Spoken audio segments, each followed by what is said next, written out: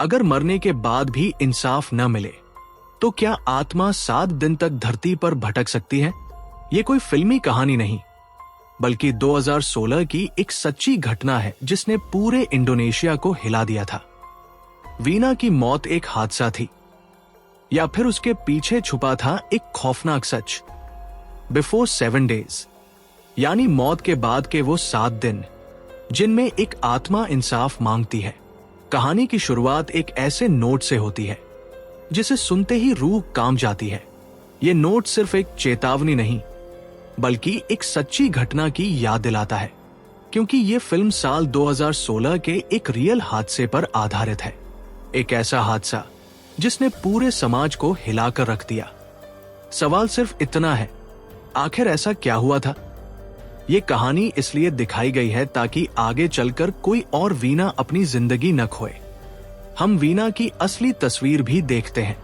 उसका जन्म हुआ था 16 जनवरी 2000। उसकी मृत्यु हुई थी 28 अगस्त 2016। इसके बाद कहानी हमें ले जाती है 27 अगस्त 2016 की उस आखिरी शाम पर। वीना अपनी बेस्ट फ्रेंड लिंडा के साथ उसकी आंटी हेस्टी कहर के सैलून में आती है, जहां वीना बालों का एक्सटेंशन लगवा रही होती है। जाते जाते वो अपने कटे हुए बाल भी साथ ले जाने की बात करती है। आंटी हेस्टी उसे समझाती है कि कटे हुए बाल बेकार हो जाते हैं और उन्हीं से एक्सटेंशन बनाए जाते हैं, जो फिर किसी और के सिर पर लगते हैं। ये बात वीना को थोड़ी अजीब और डरावनी लगती है। तभी वहां नूरुल आती है, लेकिन सैलून का माहौल उसे भारी लगता है और वो बिना रुके चली जाती है। वजह कुछ ऐसी होती है जिसे वो खुद भी ठीक से समझ नहीं पाती। सैलून से निकलते वक्त वीना और लिंडा आपस में बातें करती है। लिंडा एगी नाम के लड़के के बारे में पूछती है जो वीना को परेशान करता था। वीना बताती है कि उसने एगी को सख्त सबक सिखा दिया है और अब वो दोबारा उसे तंग नहीं करेगा। थोड़ी देर बाद दोनों घूमने निकलने की तैयारी करती हैं, लेकिन जाने से पहले वीना लिंडा को एक लेटर देती है और कहती है, जब तुम्हें मेरी बहुत याद आए तब इसे पढ़ना। शाम ढल चुकी होती है। दोनों एक फेस्टिवल देखती है। तभी वीना की दादी का फोन आता है। वो बताती हैं कि वीना की बड़ी बहन मालिना की स्कूटी पंक्चर हो गई है और उसे आने में देर होगी। दादी सख्ती से कहती हैं कि वीना अकेले घर न जाए। वीना भरोसा दिलाती है कि वो ज्यादा देर नहीं रुकेगी। फोन रखने के बाद पास ही रहने वाला एक लड़का आता है, जाकी, वही जो असल में वीना का बॉयफ्रेंड था। लिंडा बताती है कि जाकी उसी तरफ जा रहा है और चाहे तो वीना उसके साथ जा सकती है। वो उसे सुरक्षित घर छोड़ देगा। थोड़ी हिचक के बाद वीना मान जाती है। रास्ते में एक अजीब घटना होती है। सड़क किनारे एक फूड वेंडर के बर्तन गिर जाते हैं। इंडोनेशिया में इसे अपशगुन माना जाता है। लिंडा घबरा जाती है और वीना से कहती है कि जाकी कैब से चले, लेकिन वीना उसे भरोसा दिलाती है कि वो सुरक्षित रहेगी और जाकी के साथ निकल जाती है। रास्ते में जाकी एक डिलीवरी करता है, क्योंकि वो पेशे से डिलीवरी बॉय होता है। तभी एक मोटरसाइकिल गैंग की नजर उन पर पड़ जाती है। वीना को अजीब सा डर महसूस होता है और वो जाकी से जल्दी वहां से निकलने को कहती है, लेकिन किस्मत को कुछ और ही मंजूर था। एक फ्लाईओवर पर गैंग का एक सदस्य अचानक जाकी के सिर पर लोहे की रॉड से वार करता है। स्कूटी वहीं गिर जाती है। देखते ही देखते गैंग के सभी लड़के उन्हें घेर लेते हैं, बिना किसी वजह, बिना किसी गलती। वीना और जाकी को बेरहमी से पीटा जाने लगता है। वीना को पोल और लाठियों से बुरी तरह मारा जाता है। उसकी चीखें सुनने वाला कोई नहीं होता। कुछ ही मिनटों में गैंग दोनों को अधमरा छोड़कर फरार हो जाती है और यहीं से शुरू होता है वो दर्दनाक सच, जिसने एक मासूम लड़की की जिंदगी छीन ली और जिसने इस फिल्म को वीना बिफोर 7 डेज बना दिया। अगली सुबह के साथ ही शुरू होती है एक डरावनी उल्टी गिनती, वीना के आखिरी 7 दिन। यही इस कहानी की असली रीढ़ है। सुबह पुलिस ऑफिसर इंदिरा और पैरानॉर्मल ब्लॉगर इन्वेस्टिगेटर डैनी उस जगह पहुंचते हैं जहां वीना का एक्सीडेंट हुआ था। वीना के दादाजी और पिताजी भी वहां मौजूद होते हैं। इंदिरा बताता है कि शुरुआती जांच के मुताबिक ये सिर्फ एक हादसा था। ना कोई दूसरी गाड़ी मिली, ना कोई ठोस सबूत। लेकिन दादाजी को ये बात बिल्कुल सही नहीं लगती। डैनी भी नोटिस करता है कि वहां कोई पोल टूटा नहीं है, सड़क पर रैश ड्राइविंग के निशान नहीं है और बाइक भी ज्यादा डैमेज नहीं हुई। ये एक्सीडेंट कुछ ज्यादा ही अजीब लगता है। इससे पहले कि डैनी कुछ और कह पाए, इंदिरा उसे वहां से हटा देता है। थोड़ी देर बाद इंदिरा दादाजी को बताता है कि वीना को हॉस्पिटल भेज दिया गया है। जब परिवार वहां पहुंचता है तब तक बहुत देर हो चुकी होती है। वीना दम तोड़ चुकी होती है। इसके बाद हम वीना के घर का सीन देखते हैं। पूरा घर मातम में डूबा होता है। दादी टूट चुकी होती है, रो रो कर बेहाल। वीना की मां दूसरे देश में होती है, लेकिन ट्रैवल परमिशन न मिलने की वजह से आ नहीं पाती। ऐसे में वही दादी कांपते हाथों से वीना का अंतिम संस्कार करती है। जब दादी आखिरी बार वीना को नहलाती है तो उसके चेहरे के गहरे चोट, टूटे हाथ पैर और उखड़ा हुआ मांस देखकर उनका कलेजा फट जाता है। दादाजी खुद को संभाल नहीं पाते और वीना के पिता एक कोने में चुपचाप बैठे अपनी बेटी की बचपन की यादों में खो जाते हैं। उसकी हंसी, उसका खेलना, उसकी खुशियां। मार्लिना आकर उन्हें संभालने की कोशिश करती है, लेकिन दर्द कम नहीं होता। उधर डैनी अपने घर लौटता है। हर जगह खबर फैल चुकी होती है कि बाइक एक्सीडेंट में एक लड़का और एक लड़की की मौत हो गई। लेकिन डैनी का दिल इस कहानी को मानने से इनकार कर देता है। वो वीना के बारे में और जानने के लिए उसकी सोशल मीडिया प्रोफाइल खोलता है। तभी अचानक उसे वीना की दर्द भरी आवाज सुनाई देती है, कोई मेरी मदद करो। डैनी घबरा जाता है, लेकिन इसे अपना भ्रम समझकर इग्नोर कर देता है। पर सवाल यही है, अगर यह भ्रम नहीं था तो? और अगर वीना मर चुकी है तो मदद कौन मांग रहा है? यहीं से शुरू होती है वो खौफनाक सच्चाई, जो अगले 7 दिनों में सब कुछ बदलने वाली है। अगला दिन यानी सेकंड डे आता है और माहौल पूरी तरह मातम में डूबा होता है। वीना की डेथ सेरेमनी चल रही होती है, लेकिन एक बात सबको परेशान कर रही होती है, वीना की बेस्ट फ्रेंड लिंडा वहां नहीं आई। परिवार उसे ढूंढता है क्योंकि लिंडा का ना आना अजीब था। आखिरकार रस्में पूरी होने के बाद वीना की बॉडी को दफना दिया जाता है। उधर नुरुल लिंडा से मिलने जाती है। लिंडा बेहद टूटी हुई होती है। वो साफ कहती है, मुझे ये सब एक हादसा नहीं लगता है सच को दबा दिया गया है।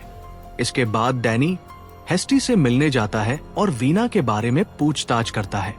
तब पता चलता है कि हेस्टी और लिंडा की मां सगी बहनें हैं और वीना सिर्फ लिंडा की दोस्त नहीं थी, उसका परिवार भी लिंडा के बहुत करीब था।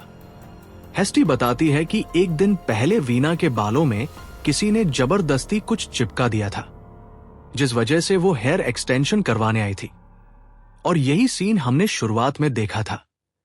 डैनी ये भी बताता है कि इलाके में एक मोटरसाइकिल गैंग है जो लोगों को परेशान करती है। सवाल उठता है, क्या वीना की मौत का उनसे कोई कनेक्शन है? हस्ती कहती है कि उसे पक्का नहीं पता, लेकिन वो एक और डरावनी बात बताती है। उसके मुताबिक मौत के बाद इंसानी आत्मा 7 दिन तक धरती पर रहती है ताकि वो अपना अधूरा काम पूरा कर सके, जैसे बदला लेना, गुस्सा निकालना या इंसाफ पाना। अगर ये 7 दिन में पूरा नहीं होता तो आत्मा इस दुनिया में भटकती रहती है। इसीलिए दफनाने से पहले पायल, कंगन, ब्रेसेस या हेयर एक्सटेंशन जैसी चीजें हटा दी जाती है ताकि आत्मा का इस दुनिया से रिश्ता टूट जाए। लेकिन वीना का हेयर एक्सटेंशन हटाया ही नहीं गया था। यह सब सुनकर डैनी पूरी तरह शॉक में चला जाता है। अब उसे समझ आता है कि रात को जो आवाज उसने सुनी थी वो कोई और नहीं, वीना की आत्मा थी। और अब सवाल सिर्फ यही है, वीना इन 7 दिनों में क्या पूरा करना चाहती है और किससे? अब हम देखते हैं लिंडा को, जो अचानक बिल्कुल बदल जाती है। उसे हर वक्त वीना की याद सताती रहती है। उसने खाना पीना तक छोड़ दिया है, बाहरी दुनिया से रिश्ता तोड़कर अपने कमरे में अकेली रहने लगी है। साफ लगता है कि वीना के जाने का सदमा उसे अंदर से तोड़ चुका है। फिर हमें एक फ्लैशबैक दिखाया जाता है। स्कूल के दिनों में लिंडा और वीना का दोस्त एक गैंग से जुड़ जाता है जिसका नाम था डोम राइडर्स। शुरुआत में ये गैंग बस बाइक राइडिंग और मस्ती तक सीमित था, लेकिन धीरे धीरे सब कुछ बदलने लगा। गैंग गलत कामों में शामिल होने लगी, लोगों को डराने धमकाने लगी और पूरी तरह आउट ऑफ कंट्रोल हो गई। इस गैंग का लीडर था एगी। वीना को वो लगातार परेशान करता था। एक दिन वीना घर आकर अपनी दादी को सब कुछ बताती है। दादी उसे समझाती है और हिम्मत से सच का सामना करने की सलाह देती है। उसी दिन रात को वीना के दादाजी घर लौटते हैं। वो एक सिक्योरिटी गार्ड है और उनकी यूनिफॉर्म खून से सनी होती है। दादी घबरा जाती है। तब दादाजी बताते हैं कि डोम राइडर्स ने एक सोल्जर को मार दिया था, जिसे वो बचाने की कोशिश कर रहे थे। ये खून उसी का है। यहीं से कहानी और डरावनी हो जाती है। अब कहानी प्रेजेंट टाइम में लौटती है। दादी की नींद खुलती है और उन्हें वीना की बहुत याद आती है। वो अपने पति से कहती है, वीना के दोनों हाथ टूटे थे, पैर टूटे थे, पूरा शरीर जख्मों से भरा था। अगर यह एक्सीडेंट था तो उसकी स्कूटी को भी नुकसान होना चाहिए था, लेकिन स्कूटी तो बिल्कुल सही सलामत थी। दादाजी भी मानते हैं कि कुछ तो गलत है, लेकिन वो बेबस है। पुलिस ने केस को दबा दिया है और इसे सिर्फ एक हादसा घोषित कर दिया गया है। उन्हें चुप रहने को कहा गया है। कुछ देर बाद दादी घर के अंदर जाती है। तभी उन्हें वीना के कमरे से रोने की आवाज सुनाई देती है। वो कमरे में जाती हैं तो सामने वीना का सामान रखा होता है। वीना और लिंडा की फोटो, कटे हुए बाल और उसकी निजी चीजें। दादी सामान समेटने लगती है। तभी उन्हें क्लोजेट के अंदर से फिर रोने की आवाज आती है। अचानक उन्हें वीना की झलक दिखाई देती है। दादी कांप जाती है। डर, सदमा और दर्द सब एक साथ टूट पड़ता है, लेकिन वो खुद को समझा लेती है कि ये उनका वहम है या फिर अपनी पोती के खोने का गहरा दुख। पर सवाल वही रह जाता है, क्या वीना सच में मर चुकी है या फिर उसकी मौत से पहले और बाद में कुछ ऐसा हुआ है जिसे जानबूझकर छुपाया गया? और अगर वीना की आत्मा अब भी वहां है तो वो क्या बताना चाहती है? खैर, अब आ जाता है तीसरा दिन, जहां पर हम दादी और मार्लिना को पुलिस स्टेशन में देखते हैं, जहां पर वो वीना का सामान लेने आई थी, जो कि एक्सीडेंट स्पॉट से पुलिस को बरामद हुआ। लेकिन दादी यहां पर वीना के वही बाल देखती है जो कि उन्होंने घर पर देखे थे। लेकिन वीना उस रात घर आई नहीं थी, तो बाल घर तक कैसे पहुंचे? यहां पर उन्हें डैनी भी मिलता है, जो कि उनसे बात करने की कोशिश करता है। लेकिन दादी कहती है कि वीना कोई भूत नहीं है, तो डैनी उसमें इंटरेस्ट ना ले। ये सारी बातें सही नहीं है। खैर, तभी घर पर हमें लिंडा को दिखाया जाता है, जो कि सो रही होती है और अचानक से खुद को वो मैदान में पाती है जहां पर जमीन के नीचे से भूत या हाथ आकर उसे पकड़ लेते हैं। और अब तभी वीना का भूत वहां पर आता है, जो कि उसके मुंह को फाड़ते हुए उसके अंदर जाने लगता है, जिसके साथ ही लिंडा की नींद खुल जाती है, क्योंकि शायद से एक विजन था या फिर ऐसी चीज थी, क्योंकि वो उसको दिखाना चाह रही थी। खैर, अब लिंडा से मिलने डैनी आता है और उससे बिना के बारे में पूछताछ करता है और वो बताने लगती है कि आखिर हुआ क्या था, यानी कि हादसे से पहले की क्या कहानी थी। आखिर वीना के साथ जो कुछ हुआ था वो उस तक पहुंची कैसे? सोचिए, एक लड़की जिसकी जिंदगी अचानक खत्म कर दी जाती है, लेकिन उसकी कहानी वही खत्म नहीं होती। असली खेल उसके बाद शुरू होता है। वीना और लिंडा एक ही स्कूल में पढ़ती थी। दोनों अच्छी दोस्त थी। उसी स्कूल में टीखा नाम की एक लड़की भी थी, जिसका बॉयफ्रेंड एगी था। एगी एक खतरनाक मोटरसाइकिल गैंग का लीडर था। वही गैंग जिसने उस रात वीना और उसके बॉयफ्रेंड पर बेरहमी से हमला किया और दोनों को मार डाला। लेकिन कहानी यही नहीं रुकती। अपने गैंग और गर्लफ्रेंड के बावजूद एगी को वीना पसंद थी, सिर्फ इसलिए क्योंकि वो बहुत खूबसूरत थी। एक दिन वो वीना को आइसक्रीम देता है। वीना उसे सिर्फ एक अच्छा दोस्त समझकर एक्सेप्ट कर लेती है। लिंडा उसे मना भी करती है, लेकिन वीना इस बात को हल्के में ले लेती है। टीखा को ये बात बिल्कुल पसंद नहीं आती। जलन में वो वीना के बालों में च्युइंगम चिपका देती है, जिसकी वजह से वीना को हेयर एक्सटेंशन करवाने पड़ते हैं। लेकिन वीना कमजोर नहीं थी। वो पलटकर टीखा और उसकी दोस्तों पर पानी फेंक देती है। साफ था, वीना फाइट बैक करना जानती थी। एक दिन कॉफी शॉप में एगी फिर से वीना को रोकता है और साथ चलने को कहता है, लेकिन वीना साफ मना करके चली जाती है। हादसे वाले दिन घर जाते वक्त वीना उनसे पूछती है कि क्या कभी उन्हें किसी ने बदसूरत कहा है। जवाब मिलता है, नहीं। वीना कुछ कहना चाहती थी, लेकिन कह नहीं पाती। लिंडा को वही महसूस हो जाता है कि कुछ बहुत गलत है।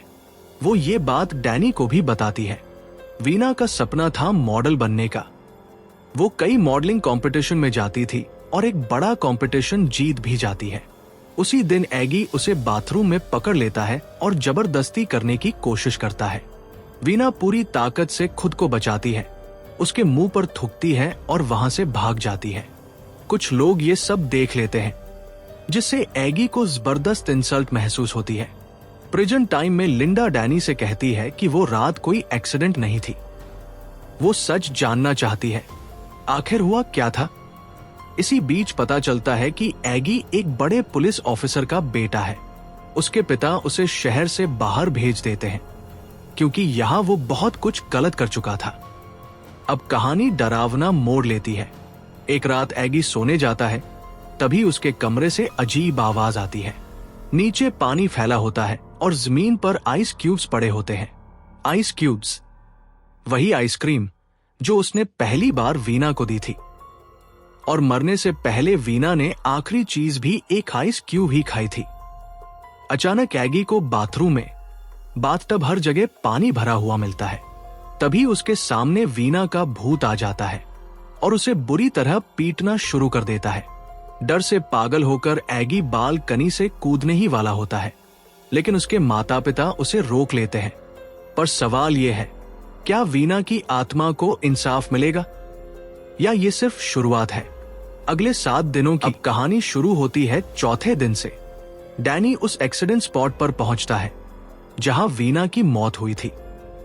जांच करते करते उसे डूम राइडर्स नाम की गैंग का एक अजीब सा बेस मिल जाता है, जो खेतों और फार्म के बीच छुपा हुआ था। हैरानी की बात यह थी कि ये जगह लिंडा ने पहले सिर्फ अपने एक डरावने सपने में देखी थी। ये सपना नहीं था, बल्कि वीना की आत्मा उसे सच्चाई दिखा रही थी।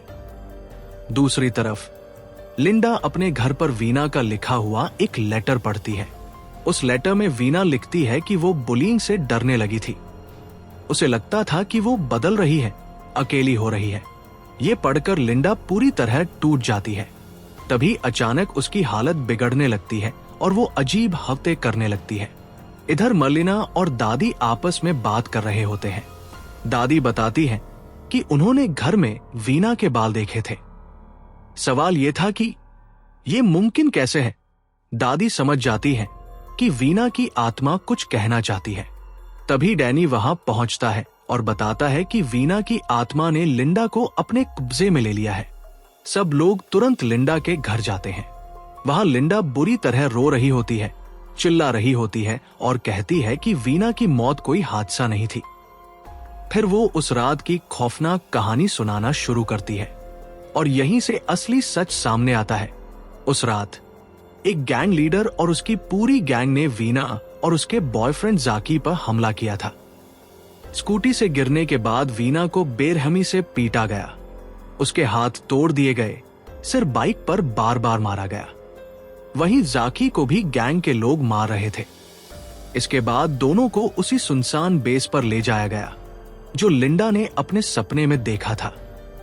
वहां गैंग लीडर और उसके साथी एक एक करके वीना के साथ दरिंदगी करते हैं, जबकि वीना की आंखें खुली होती हैं। वो सब कुछ देख और महसूस कर रही होती है। जाकी को पीट पीट कर ये सब दिखाया जाता है। हद तो तब हो जाती है जब ये लोग वीना के पैरों पर बार बार गाड़ी चढ़ाते हैं और जाकी के सिर पर पत्थर मार देते हैं। फिर दोनों को वापस उसी एक्सीडेंट स्पॉट पर फेंक देते हैं ताकि सबको लगे कि ये सिर्फ एक हादसा था। अगले दिन लोगों ने इसे एक्सीडेंट माना, लेकिन सच्चाई ये थी कि स्कूटी बिल्कुल सही सलामत थी।